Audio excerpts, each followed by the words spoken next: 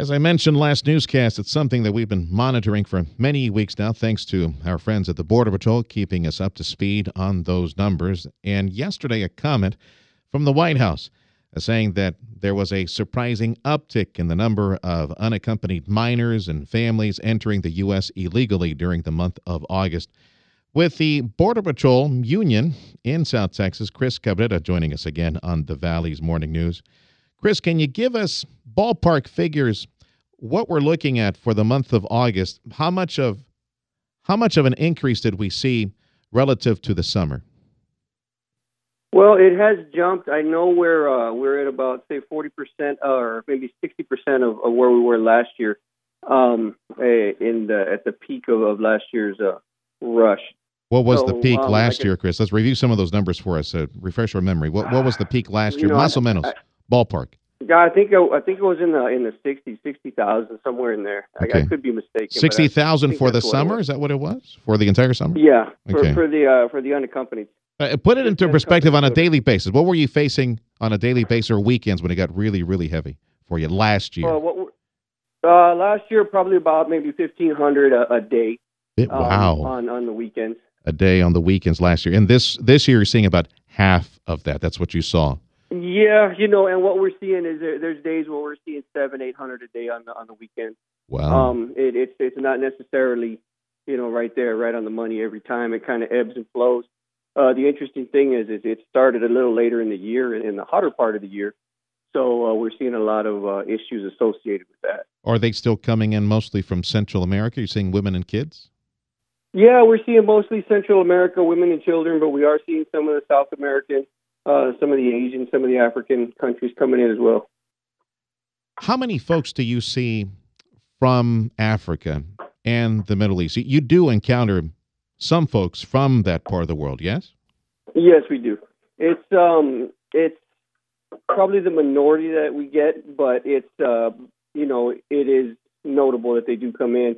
Probably more African than Middle Eastern, but we do have a pretty good chunk of those that cross here in the Rio Grande Valley. Chris Cabrerra with the Border Patrol Union joining us on 710 KURV. We're talking about comments from the White House recognizing the, as their words, surprising uptick in the number of families and kids, minors that were entering the country illegally at our border. Let me go back to what I was asking you about Africans and folks from the Middle East. Most of those individuals are returned to their country of origin. Please tell me they're being sent back.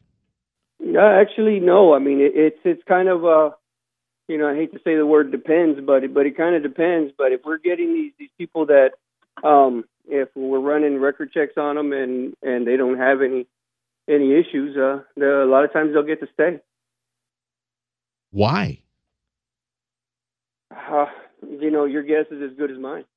So you do a background checks. You do a background check on all these individuals coming in from the Middle East and from Africa, and if they don't pop up on some security database, they're deemed not to be any type of threat to the country.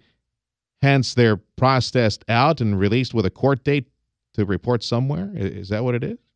Yeah, and it's silly, especially from the fact that we don't have any access to their country's records. So we don't know what they may have done or may be accused of doing in their home country.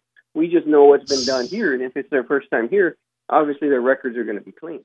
Okay. So, let's talk numbers then. They are in the minority of individuals that are crossing the U.S.-Mexican border, as you said. But give me a ballpark figure numbers. Is it 2? Is it 10? A week? What is it?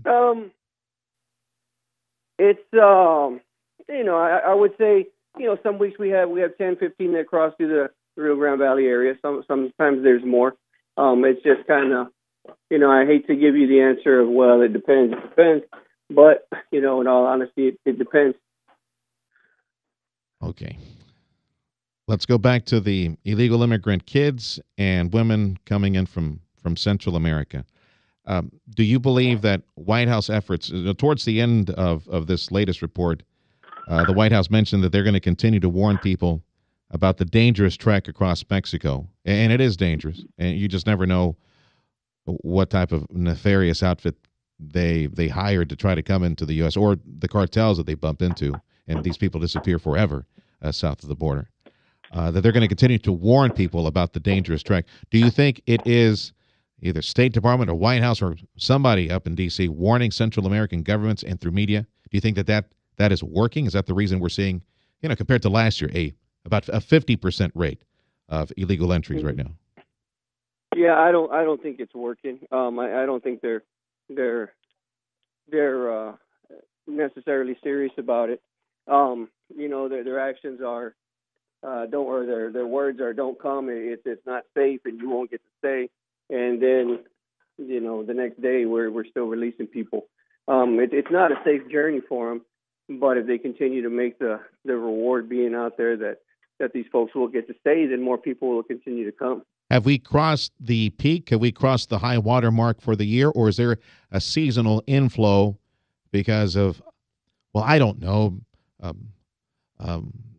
perhaps crops or other job sites that they're looking forward to taking advantage of? Is there like a seasonal flow that you're expecting here in the fall and into the spring?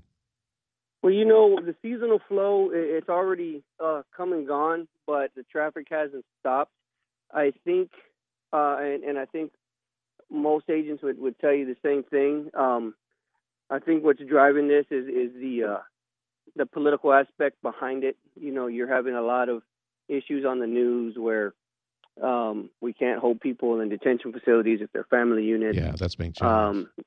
And then they have people out there that come in and they make it through, and they're going to turn right around and call home and say, "Hey, I came in, I made it through." Yeah. Send the next batch. Yeah. And you have all the election stuff coming up, and people are thinking they're going to put a stop to this perceived amnesty, and with that, it hasn't stopped. Usually, the seasonal flow stopped months ago. Okay, I'm going to make you keep the music rolling, Freddie. I'm sorry. I'm going to make you emperor for 30 seconds. Chris Cabrerra, if you had a chance to fix it, what would you do? I think we would get back to what we did in 2005 and mandatory detention, mandatory removal. Okay. Thanks, Chris. Chris Cabrerra from the local Border Patrol Union office joining us on 710 KURV.